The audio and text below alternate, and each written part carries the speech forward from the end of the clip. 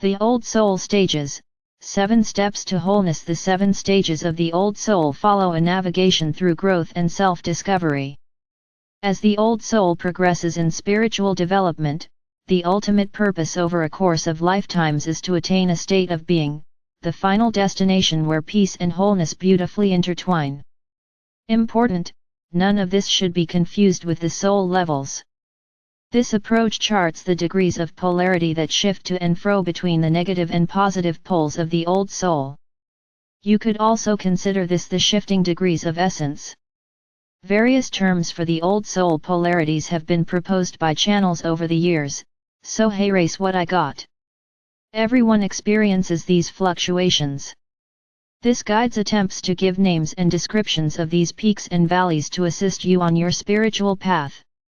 It also shows that the Old Soul is not just one haloed state of indisputable enlightenment, as some internet bloggers like to romanticize, but various degrees of perception that must be carefully navigated to reach full potential. Here are the 7 stages, or states of being: withdrawal, negative pole, unawareness, avoidance, neutrality, wisdom, unity, being, positive pole. In this system, the first 3 degrees of polarity are negative, or fear-based, and have no real contact with essence. These represent the degrees of false personality. The 4th stage is neutral. It's neither negative nor positive and allows some contact with essence. Many souls feel comfortable at this stage and often fixate there. It offers a balance of Old Soul attributes, but doesn't present as many opportunities for growth. You're not challenged as frequently, but it's a safe spot to rest.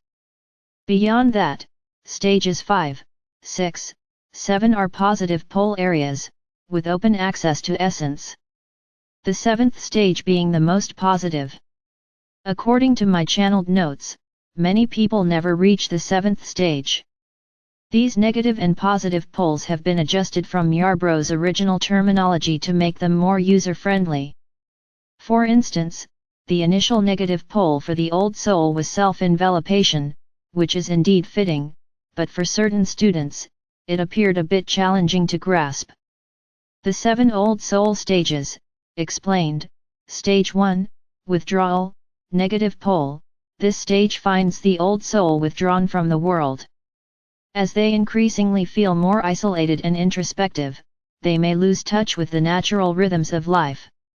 This often leaves them feeling overwhelmed or overburdened. They retreat into a dark cavern of their own incessant thoughts and emotions, struggle with self-doubt, cannot substantiate their own ideas, and, as a result, choose to disengage from the external world. The 7th level hobos once described in Yarbrough are apt examples of this negative pole. The challenge at this stage is to restore connections with others and exchange genuine emotions with them. Reclaim your humanity. Stage 2, unawareness. At this stage, a state of unawareness, often intentionally sought, leaves the soul feeling disconnected from others and the world. Characterized by chaotic thinking and shiftless impulses, the soul may feel lost, confused, and alienated from their true life path. States of apathy are common at this level, with life dismissals of what's the point. Depression can be a frequent bedfellow here, as well as self-destructive behavior. The challenge at this stage is to get a reality check of what's been good and bad in life, and start living again in spite of it. Stage 3, avoidance. The Old Soul may use this level as a fortification against life. It's a defense mechanism for when intense emotions and heightened situations have become unduly challenging. It's like a suit of armor that offers some temporary protection from fear-based scenarios, but it can also hinder personal growth and potential. More negative outcomes include a low self-esteem, missed opportunities in life, such as the intimacy of relationships, and a host of unresolved issues that will never untangle themselves until they are properly faced. An Old Soul at this level avoids anything they perceive as uncomfortable or threatening. The challenge at this stage is to face each fear, one by one, and reclaim your sense of power. Stage 4, neutrality.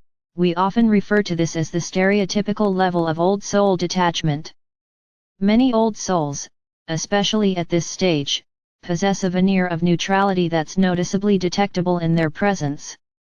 Think of old soul personalities like Albert Einstein, Carl Jung, or Eleanor Roosevelt, who were highly intelligent and insightful, yet somewhat withdrawn.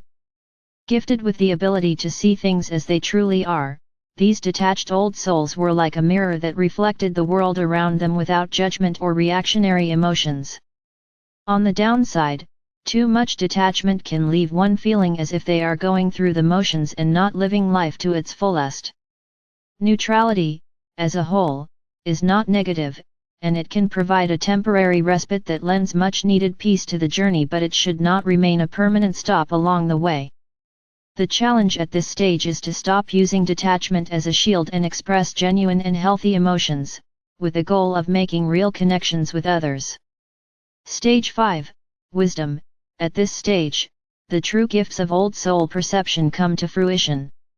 The wisdom from accumulated past lives and the natural big picture orientation of the old soul are more available.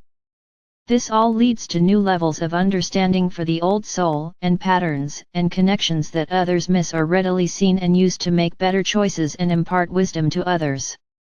With more wisdom comes greater balance in life, and an ability to see the long-term consequences of actions, and handle life's challenges with loving kindness and grace. The challenge at this stage is to spread your wisdom far and wide, either through example, or by venturing out into the world. Stage 6, Unity. At this transformative stage, the old soul feels connected to something greater than themselves. An ability to see the beauty of the world is instilled, including the arts and the natural splendor of everything. More compassion and an understanding of the perspectives of others is available, along with the inner peace of living in the present moment. With this unity, a sense of wholeness and interconnectedness pervades. At last, the shackles of the ego are let go. The challenge at this stage is to stay grounded and appreciate the simple things in life. Stage 7, Being, Positive Pole, the pinnacle of the old soul's journey. At this stage, essence is fully on board. The old soul feels aligned with their authentic self and the world. This is truly viewing the world from the mountaintop.